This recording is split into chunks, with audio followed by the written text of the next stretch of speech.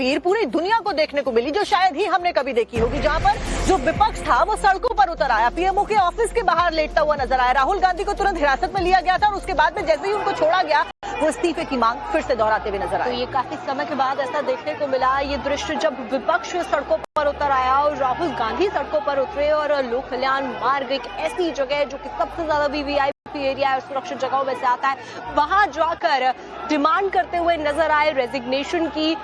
चाहे धर्मेंद्र प्रधान हो या फिर उनकी तरफ से ये मांग भी रखी गई कि गृह मंत्री अमित शाह को भी इस्तीफा देना चाहिए। ये मांग तक राहुल गांधी करते हुए दिखाई दिए। तो आप देखिए, जहां पर पहले केवल शिक्षा मंत्री धर्मेंद्र प्रधान का इस्तीफा मांगा जा रहा था, वहीं दूसरी तरफ अब ये सब कुछ जो हुआ, मारपीट जो हुई, जो लाठी डंडे चार्ज स्टूडेंट्स के साथ किया गया, उसके बाद विपक्ष आक्रामक है और होम मिनिस्टर और पीएम तक का इस्तीफा मांग रहा है।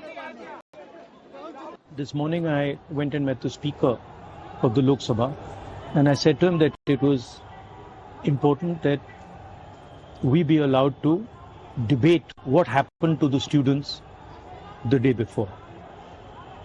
The Speaker said he needed to take permission from the government, but it was very clear to us in the hours after that there was no interest in the government of having a debate. तो हमने decision लिया कि हम prime minister के घर के सामने जाके धरना करें और जो स्टूडेंट्स की इशू है, जो देश के लिए सबसे जरूरी इशू है और जो उनके खिलाफ किया गया है, वो हम नेशनल अटेंशन में लाएं और प्राइम मिनिस्टर का घर के सामने जाके करें। Why is the Indian education system collapsing?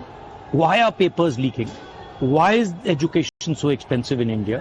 Why do families have to destroy themselves financially to educate their children? These are legitimate questions.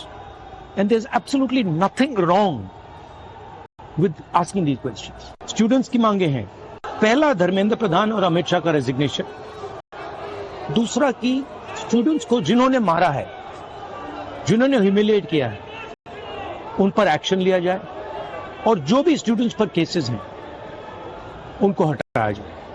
Finally पूरी ऑपोजिशन चाहती है कि ये जो इशू है, देश का सबसे बड़ा इशू है, इस पे कल लोकसभा में, राज्यसभा में डिबेट हो और हम अपनी बात रख सकें। मेरा मोदी जी से एक सजेशन है, एज एलओपी, कल जो हुआ, जो आपकी सरकार ने, आपके होम मिनिस्टर ने किया, उसके लिए आप देश के स्टूडेंट से माफी मांगिए और जल्दी से जल्दी एग्जामिनेशन सिस्टम और एजुकेशन सिस्टम्स पर रिफॉर्म शुरू कीजिए।